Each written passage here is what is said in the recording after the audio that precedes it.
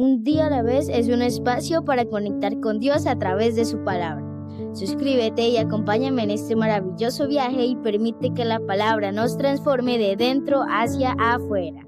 Bendecido día para todos. Hoy vamos en la reflexión número 156 y el título de la reflexión de hoy: las necias decisiones que tomas te atrapan en un callejón sin salida. La lectura las encontramos en el primer libro de Reyes, capítulo 20 y 22, Proverbios número 5 y el Evangelio de Juan, capítulo 7, versos del 37 al 52. Hoy la palabra nos va a mostrar una realidad que muchas veces nosotros queremos o preferimos ignorar, que todas nuestras decisiones traen consecuencias, buenas o malas, pero siempre después de cada decisión algo sucede. Algunas de nuestras decisiones nos acercan a Dios y nos conduce a vivir una vida en abundancia. Otras, aunque parezcan sencillas, insignificantes, justificables en el momento, terminan convirtiéndose en trampas que nos encierran en un callejón sin salida.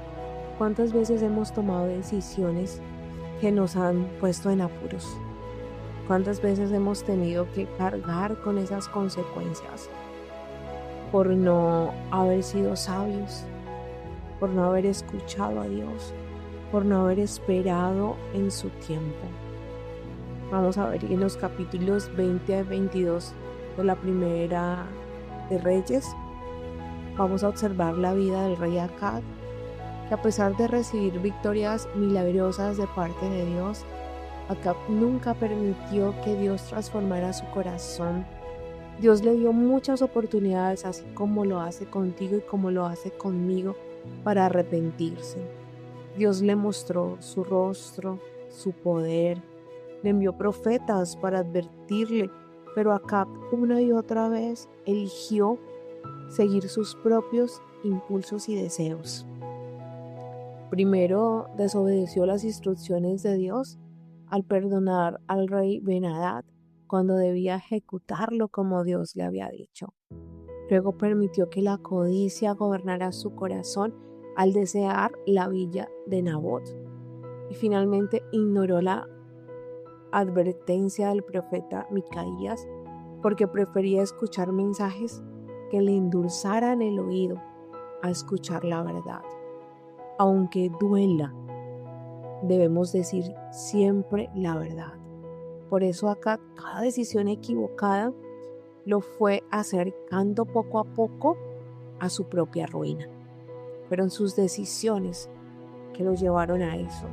¿Cuántas veces nosotros no hacemos lo mismo y culpamos a Dios? Recuerden que tenemos libre albedrío y ese libre albedrío nos lleva a decidir por las cosas de Dios o las cosas que nos alejan de Él. Primera de Reyes, capítulo 20. Acab derrota a los sirios. Ben-Hadad, rey de Siria, reunió a todo su ejército y a 32 reyes aliados con su caballería y sus carros de combate, y fue a la ciudad de Samaria, la rodeó y la atacó. Al mismo tiempo envió mensajeros a esta ciudad para que le dijeran a Acab, rey de Israel: Ben-Hadad dice: tus riquezas me pertenecen, lo mismo que tus mujeres y tus mejores hijos. El rey de Israel contestó: tal como su majestad lo ha dicho, yo y todo lo que tengo es tuyo. Los mensajeros fueron una vez más a ver a Acab y le dijeron: Ben-Hadad dice: ya te he mandado a decir que tienes que darme tus riquezas, tus mujeres y tus hijos. Además, mañana a esta hora enviaré a mis oficiales a que registren tu palacio y las casas de tus funcionarios, y todo lo que les guste lo tomarán para sí. Entonces el rey de Israel mandó a llamar a todos los ancianos del país y les dijo: como ustedes podrán darse cuenta, este hombre está buscando hacerme daño, a pesar de que yo no me he negado a entregarle mis mujeres, mis hijos y mis riquezas. Pues no lo escuches ni le hagas caso, respondieron los ancianos y toda la gente. Entonces Acab dijo a los enviados de Ben-Hadad: digan a su majestad que haré todo lo que me ordenó al principio, pero que no puedo hacer lo que ahora me exige. Los enviados llevaron la respuesta a Ben-Hadad. Ben-Hadad mandó a decir a Acab: que los dioses me castiguen duramente si de Samaria queda polvo suficiente para darle un puñado a cada uno de mis seguidores. Por su parte, el rey de Israel le mandó a decir: no cantes victoria antes de tiempo. Cuando Ben-Hadad recibió la respuesta, estaba bebiendo con los otros reyes en las enramadas que había improvisado. Entonces dijo a sus oficiales: al ataque. Y todos se dispusieron a atacar la ciudad. Mientras tanto, un profeta se presentó ante Acab, rey de Israel, y le dijo: el Señor ha dicho, aunque veas esa gran multitud de enemigos, yo los voy a entregar hoy en tus manos para que sepas que yo soy el Señor. Mira que esa palabra hoy el Señor te la dice a ti. Aunque veas multitud de enemigos, el Señor hoy los va a entregar en tus manos para que tú sepas quién es el Señor. ¿Y por medio de quién me la va a entregar?, preguntó Acab. El Señor ha dicho que por medio de los jóvenes que ayudan a los gobernantes de las provincias, respondió el profeta. ¿Y quién atacará primero?, insistió Acab. Tú, respondió el profeta. Entonces Acab pasó revista a los jóvenes que ayudaban a los gobernadores de las provincias, que eran 232, y a todo el ejército israelita, compuesto de 7,000 hombres. Salieron al mediodía, mientras Ben-Hadad y los 32 reyes aliados suyos seguían emborrachándose en las enramadas que habían improvisado, y avanzaron en primer lugar los ayudantes de los gobernadores. Cuando Ben-Hadad recibió aviso de que algunos hombres habían salido de Samaria, ordenó: sea que hayan salido en son de paz o en son de guerra, los quiero vivos. Los ayudantes de los gobernadores salieron de la ciudad seguidos por el ejército, y a cada uno de ellos mató a un contrario, y los sirios huyeron. Los israelitas los persiguieron, pero Ben-Hadad, rey de los sirios, escapó a caballo con algunos soldados de caballería. Entonces el rey de Israel avanzó y se apoderó de sus caballos y los carros de combate, y les causó a los sirios una tremenda derrota. Después el profeta se presentó ante el rey de Israel y le dijo: ve y refuerza tu ejército, y piensa bien lo que debes hacer, porque dentro de un año el rey de Siria volverá a atacarte. Los oficiales del rey de Siria, por su parte, dijeron a este: los dioses de los israelitas son dioses de las montañas, por eso nos han vencido, pero si luchamos contra ellos en la llanura, con toda seguridad los venceremos. Lo que ahora debe hacer su majestad es quitar de su puesto a los reyes y poner oficiales en su lugar, organizar luego un ejército como el que fue derrotado, caballo por caballo y carro por carro. Entonces lucharemos contra ellos en el llano y sin duda los venceremos. Ben-Hadad prestó atención a este consejo y lo siguió. Un año después, Ben-Hadad pasó revista a los sirios y se trasladó a Afec para luchar contra Israel. También los israelitas pasaron revista a sus fuerzas y les dieron provisiones y salieron al encuentro de los sirios. Acampados frente a los sirios parecían apenas 2 rebaños de cabras, pues los sirios ocupaban todo el terreno. En esto se presentó un profeta ante el rey de Israel y le dijo: así dice el Señor, puesto que los sirios han dicho que yo soy un Dios de las montañas y no un Dios de los valles, voy a entregar en tus manos a toda esta gran multitud. Así sabrás que yo soy el Señor. Mira que era el nombre de Dios el que estaba siendo burlado. Durante 7 días, sirios e israelitas estuvieron acampados frente a frente, y el 7º día tuvo lugar la batalla. Ese día los israelitas mataron a 100,000 soldados sirios de infantería. El resto del ejército huyó a la ciudad de Afec, pero la muralla de la ciudad cayó sobre los 27,000 hombres que habían logrado escapar. Ben-Hadad también huyó y llegó a la ciudad y se escondió de habitación en habitación. Entonces sus oficiales le dijeron: hemos sabido que los reyes israelitas cumplen los tratos que hacen, así que pongámonos ropas ásperas y una soga en el cuello y vayamos ante el rey de Israel a ver si nos perdona la vida. Entonces se pusieron ropas ásperas y una soga en el cuello y se presentaron ante el rey de Israel y le dijeron: Ben-Hadad ruega a su majestad que le perdone la vida. Acab respondió: ¿vive todavía? Para mí es como un hermano. A los hombres les pareció esto una buena señal y tomándole la palabra contestaron inmediatamente: Ben-Hadad es hermano de su majestad. Pues vayan a traerlo, contestó Acab. Entonces Ben-Hadad se presentó ante Acab y Acab le hizo subir en su carro. Luego Ben-Hadad le dijo: te devolveré las ciudades que mi padre le quitó al tuyo, y tú puedes tener negocios en Damasco como mi padre los tenía en Samaria. Yo por mi parte me comprometo a dejarte ir, contestó Acab. De este modo Acab hizo un pacto con Ben-Hadad y le dejó que se fuera. Dios mío, Acab no obedeció lo que Dios le dijo. Era el nombre de Dios el que estaba en juego, su gloria y su honor, porque ellos habían dicho que Dios era un Dios de montañas y no de valles, y Dios los iba a dejar con la boca cerrada. Pero Acab se interpuso por decidir por lo que él pensó que era mejor cuando ya Dios había dicho algo al respecto. Sin embargo, un hombre que pertenecía al grupo de los profetas pidió a un compañero suyo por orden del Señor: hiéreme por favor. Pero el otro no quiso hacerlo. Entonces el profeta le dijo: por no haber hecho caso a la orden del Señor, un león te atacará cuando te separes de mí. En efecto, en cuanto el otro se separó del profeta, el león le salió al encuentro y lo mató.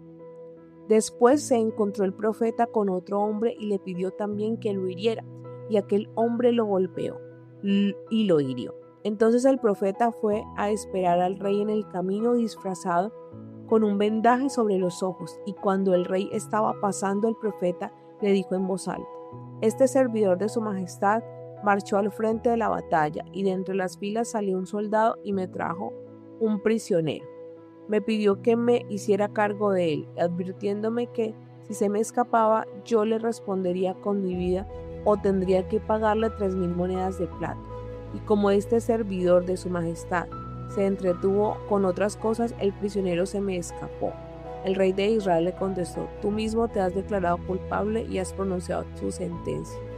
Pero el profeta se quitó rápidamente el vendaje de los ojos y el rey se dio cuenta de que era uno de los profetas. Entonces el profeta le dijo: así dice el Señor, como tú dejaste escapar al hombre que él había condenado a morir, con tu vida pagarás por la suya y con tu pueblo por el suyo. Entonces el rey de Israel se fue a Samaria triste, malhumorado, y se metió en su palacio. Ve, el mismo rey le dijo, dio su sentencia, dijo que tu boca misma te ha condenado. Eso fue lo que pasó. Acab no obedeció. ¿Cuántas veces no nos pasa lo mismo? Desobedecemos y después decimos: es que Dios no está con nosotros. Mira cómo está mi vida, toda en desorden, toda destruida. Pero es que tomamos caminos escabrosos cuando Dios nos lleva por otros senderos. Primera Reyes 21. Acab y el viñedo de Nabot. Algún tiempo después sucedió que un hombre de Jezreel llamado Nabot tenía un viñedo en aquel pueblo junto al palacio de Acab, el rey de Samaria. Un día Acab le dijo a Nabot: dame tu viñedo para que yo pueda tener en él una huerta, ya que está al lado de mi palacio. A cambio de él te daré un viñedo mejor, o si lo prefieres te pagaré su valor en dinero. Pero Nabot respondió a Acab: no permita a Dios que yo te dé lo que he heredado de mis padres. Acab se fue a su casa triste y malhumorado a causa de la respuesta de Nabot, pues le había dicho que no le daría lo que había heredado de sus padres. Llegó y se acostó de cara a la pared y no quiso comer. Entonces Jezabel, su mujer, se acercó a él y le dijo: ¿por qué estás tan triste y no quieres comer? Acab le contestó: hablé con Nabot, el de Jezreel, y le pedí que me vendiera su viñedo, o si él lo prefería, le daría otro viñedo a cambio, pero él no me lo quiso ceder. Entonces Jezabel, su esposa, le respondió: pero tú eres quien manda en Israel. Anda, come y tranquiliza. Yo voy a conseguirte el viñedo de Nabot. Enseguida escribió ella cartas a nombre de Acab y les puso el sello real. Luego las envió a los ancianos y jefes que vivían en el mismo pueblo de Nabot. En las cartas les decía: anuncien ayuno y sienten a Nabot delante del pueblo. Luego sienten a 2 testigos falsos delante de él y háganlos declarar en contra suya, afirmando que ha maldecido a Dios y al rey. Después sáquenlo y mátenlo a pedradas. Mira, Acab tenía un deseo feo en su corazón de querer tener una viña de Nabot, porque estaba al lado suyo, y esto le dio mal humor y le contó a su esposa que qué corazón de esa esposa que tramó un engaño para matar a Nabot y por la fuerza obtener la tierra. Imagínate tú y yo como esposas con un corazón como el de Jezabel. Dios mío, mira que la esposa es la que ayuda al esposo a permanecer en la gracia de Dios. Por eso una mujer que ora es una buena esposa, porque va a estar vigilante. Eso es lo que debemos aprender hoy, no ser como Jezabel, que tenía un corazón entenebrecido y no le importaba pasar por encima de cualquiera con tal de obtener lo que quería, diciendo mentiras, haciéndose pasar por su esposo porque ella escribió las cartas y puso sello real. Continuemos.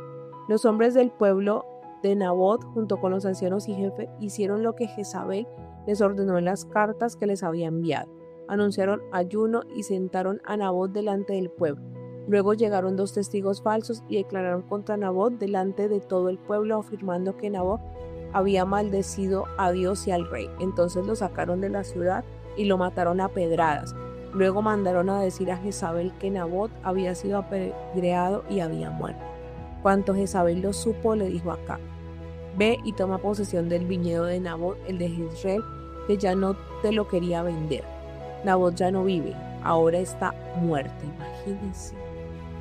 Al enterarse Acab de que Nabot había muerto, fue y se apoderó de su viñedo. Entonces el Señor se dirigió a Elías, el de Tisbe, y le dijo: ve enseguida a ver a Acab, rey de Israel, que vive en Samaria. En ese momento se encuentra en el viñedo de Nabot, del cual ha ido a tomar posesión. Le dirás: así dice el Señor, puesto que mataste a Nabot y le quitaste lo que era suyo, en el mismo lugar donde los perros lamieron su sangre, lamerán también la tuya. Acab le respondió a Elías: ¿así que tú, mi enemigo, me encontraste? Sí, te encontré, contestó Elías, porque no cometes más que malas acciones a los ojos del Señor. Por lo tanto, el Señor ha dicho: voy a traer sobre ti la desgracia y voy a acabar con toda tu descendencia. Destruiré a todos los varones descendientes tuyos que hay en Israel. Además, haré con tu familia lo mismo que hice con los de Jeroboam, hijo de Nabat, y con la de Basa, hijo de Ahías, por haber provocado mi enojo al hacer pecar a Israel. En cuanto a Jezabel, el Señor ha dicho: los perros se comerán a Jezabel en los campos de Jezreel, y al familiar tuyo que muera en la ciudad se lo comerán los perros, al que muera en el campo se lo comerán las aves de rapiña. No hubo nadie como Acab, que incitado por su esposa Jezabel, solo cometió malas acciones a los ojos del Señor. Cometió una infamia al rendir culto a los ídolos, como lo hacían todos los amorreos a quienes el Señor había arrojado de la presencia de los israelitas. Cuando Acab escuchó todo esto, se rasgó la ropa, se puso ropas ásperas y ayunó. Dormía con esas ropas y andaba muy triste. Entonces el Señor dijo a Elías: ¿has visto cómo Acab se ha humillado ante mí? Pues por haberse humillado ante mí, no traeré el mal sobre su familia mientras él viva, sino en vida de su hijo.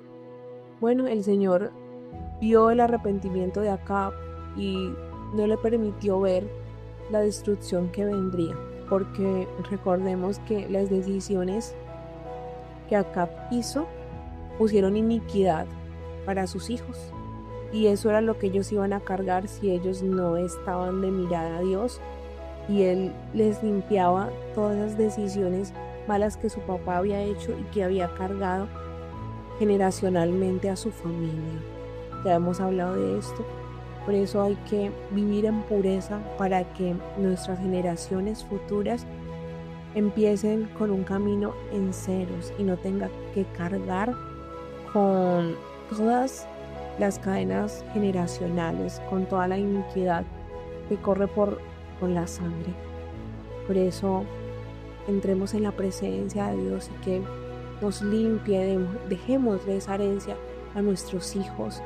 El dinero, las cosas materiales se corrompen, se corroen, pero tener esa herencia de una cadena generacional limpia no tiene precio.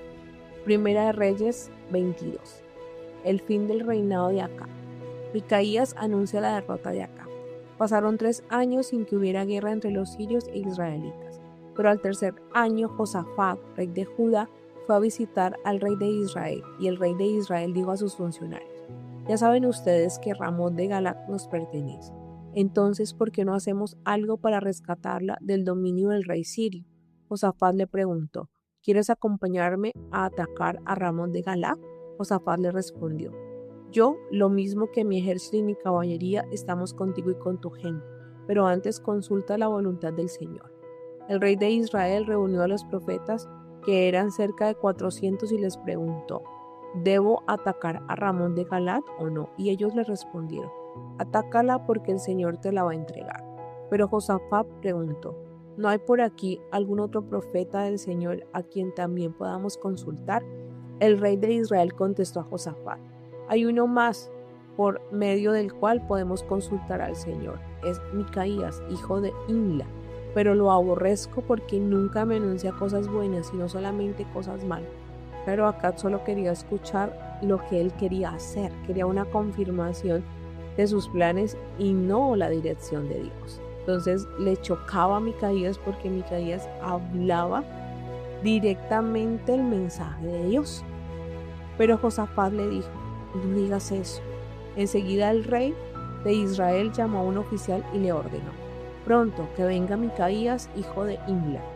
Tanto el rey de Israel como Josafat, el rey de Judá, tenían puesta su armadura y estaban sentados en sus tronos en la explanada a la entrada de Samaria, y todos los profetas caían en trance profético delante de ellos.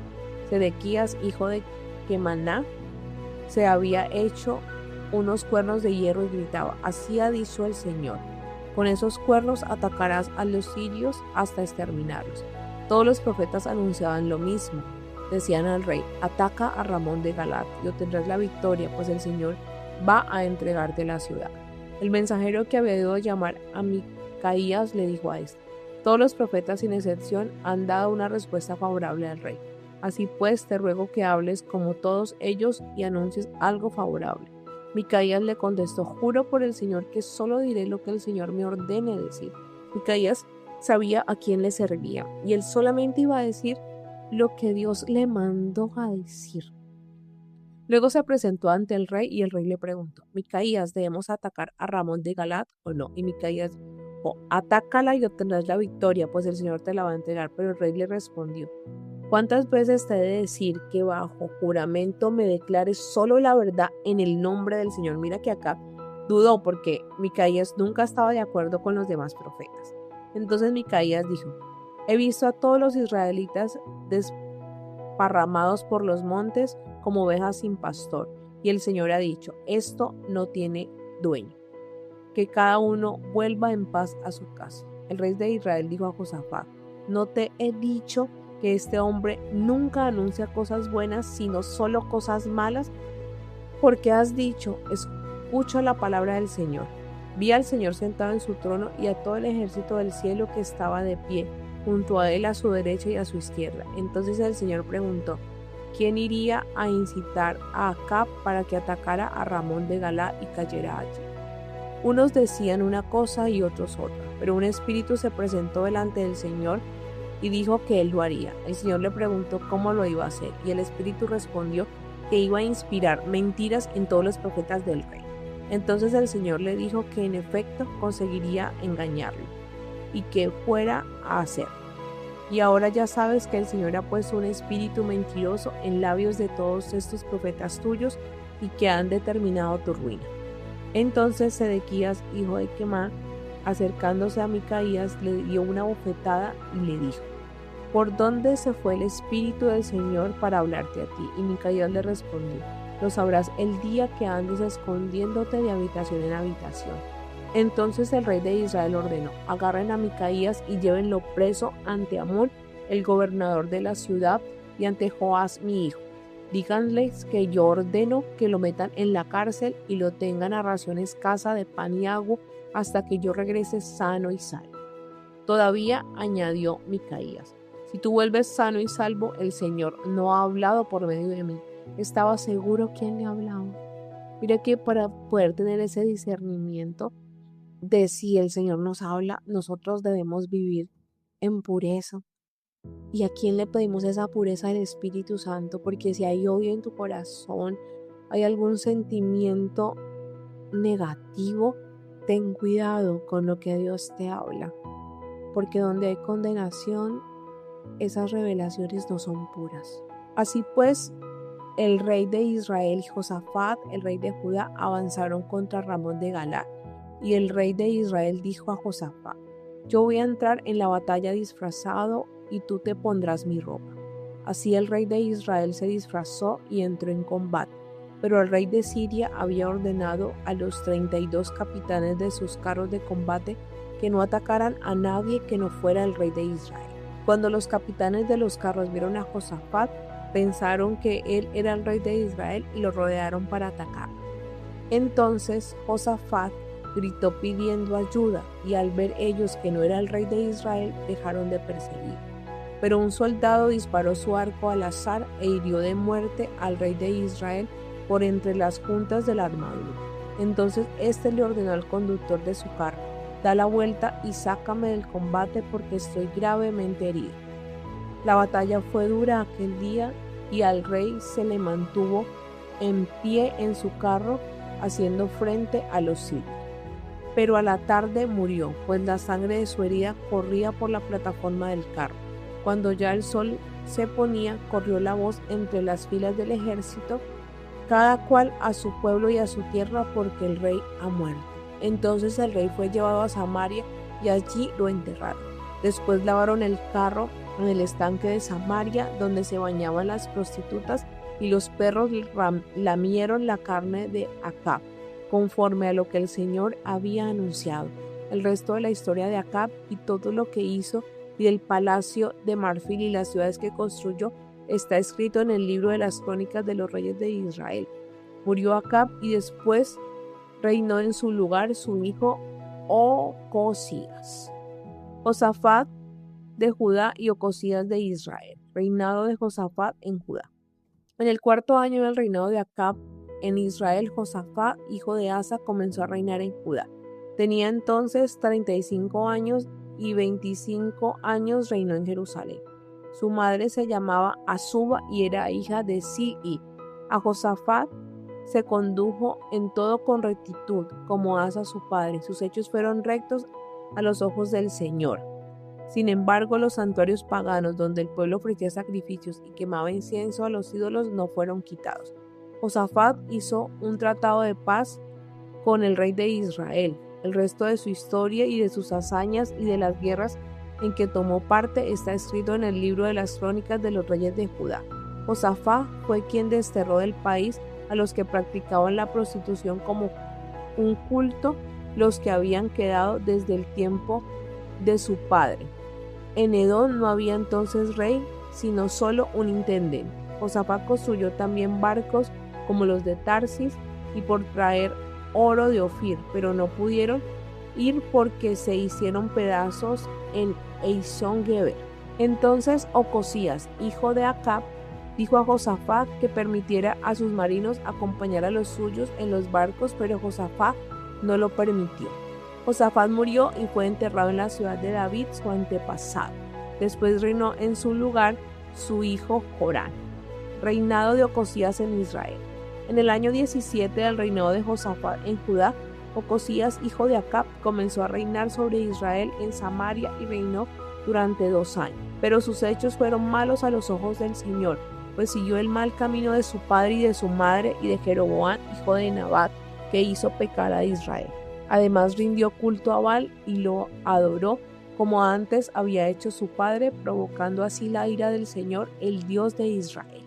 Vemos que las malas decisiones traen consecuencias. No podemos ser necios, decidir y esperar algo bueno. Proverbios capítulo 5 nos advierte precisamente sobre el peligro de tomar decisiones en necedad.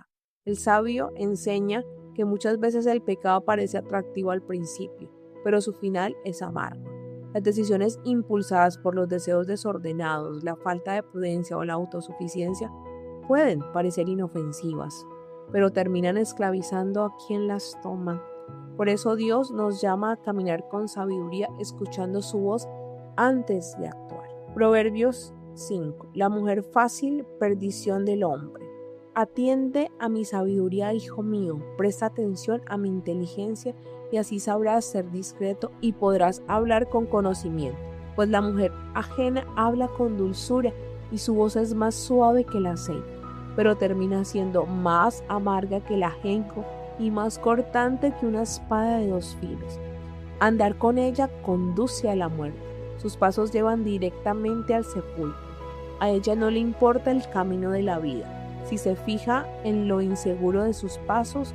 Por lo tanto, hijo mío, atiende, no te apartes de mis enseñanzas, aléjate de la mujer ajena, ni siquiera te acerques a la puerta de su casa para que no pierdas las riquezas de tus años en manos de gente extraña y cruel, para que ningún extraño se llene con el fruto de tu esfuerzo y tu trabajo. De lo contrario, acabarás por lamentarlo cuando tu cuerpo se consuma poco a poco y dirás: ¿cómo pude despreciar la corrección? ¿Cómo pude rechazar las reprensiones? No quise escuchar a mis maestros, no entendí a los que me instruían, y por poco llego al colmo de la desgracia ante la comunidad entera. Calma tu sed con el agua que brota de tu propio pozo. ¿Cuál es el agua? El Espíritu Santo. Es el Espíritu Santo el que no te permite desviarte, es Él el que te da todo lo que necesitas. No derrames el agua de tu manantial, no la desperdicies derramándola en la calle. Qué maravilla el Espíritu Santo, no desperdicies lo que Él te dice. Derramarla en la calle es escoger las cosas que no te edifican, las cosas que te alejan del camino. Pozo y agua son tuyos y de nadie más, no los compartas con extraños. Bendita sea tu propia fuente, goza con la compañera de tu juventud, delicada y amorosa cervatilla, que nunca te falten sus caricias, que siempre te envuelva con su amor. ¿Por qué enredarte, hijo mío, con la mujer ajena? ¿Por qué arrojarte en brazos de una extraña? El Señor está pendiente de la conducta del hombre, no pierde de vista ninguno de sus pasos. Al malvado lo atrapa su propia maldad, su propio pecado lo sujeta como un lazo. Su indisciplina lo llevará a la muerte, su gran necedad a la perdición. Su indisciplina. Mira, seamos disciplinados con las cosas, porque eso nos lleva a la vida, y actuar por necedad nos lleva a caminos sin salida, nos lleva a la perdición. Pidamos sabiduría, pidamos pureza, pidamos dulzura, pidámosle todo al dulce Espíritu Santo, que es una persona que tiene muchos regalos para darnos. Somos nosotros los que no pedimos. Y en el Evangelio de Juan encontramos algo maravilloso. Mientras muchos seguían discutiendo acerca de quién era Jesús, Él se levantó y proclamó: si alguien tiene sed, venga a mí y beba. Jesús no ofrece caminos confusos ni trampas ocultas. Él ofrece agua viva, la presencia del Espíritu Santo capaz de llenar el vacío de nuestro corazón, esos ríos de agua viva que brotan, esa fuente inagotable que sale de las profundidades de nuestro ser y nos purifica, nos limpia. Pero ¿cómo hacemos para que eso se desate, esos ríos? Es adentrarnos en la palabra, porque la palabra nos va limpiando, nos va purificando, esa palabra nos va transformando. todo nuestro ser. Muchas veces las malas decisiones nacen precisamente de esa sed interior no saciada. Queremos llenarla, satisfacerla, pero nos equivocamos porque tenemos esa sed de ser aceptados, esa sed de poder, de placer, de reconocimiento, de tener el control. Esa sed no se llena con eso, esa sed se llena de Dios. Por eso, apartados de Dios, terminamos atrapados en caminos que nos alejan de la paz. Pero cuando nos conducimos por el Espíritu, cuando acudimos a Cristo, encontramos esa fuente que verdaderamente nos satisface. Mira que la historia de acá nos enseña que nadie llega a la ruina de un día para otro. Las grandes caídas siempre comienzan con pequeñas decisiones equivocadas que no fueron corregidas a tiempo. Por eso es muy importante escuchar la voz de Dios, aceptar su corrección y permitir que el Espíritu Santo dirija nuestros pasos. Permite que el dulce Espíritu Santo hable a tu interior y que Él fluya como ríos de agua viva y tú te puedas deleitar en su presencia, en su gracia, en su amor y puedas dejarte transformar por Él. Eso es algo que puedes experimentar si así lo quieres. Ríos de agua viva. El último día de la fiesta era el más importante. Aquel día Jesús, puesto de pie, dijo en voz fuerte: si alguien tiene sed, venga a mí. El que cree en mí, que beba. Como dice la Escritura, del interior de aquel correrán ríos de agua viva, correrán ríos. El Espíritu se desborda. Con esto Jesús quería decir que los que creyeran en Él recibirían el Espíritu. Y es que el Espíritu todavía no estaba, porque Jesús aún no había sido glorificado. Pero hoy sí, hoy ya está con nosotros. División entre la gente.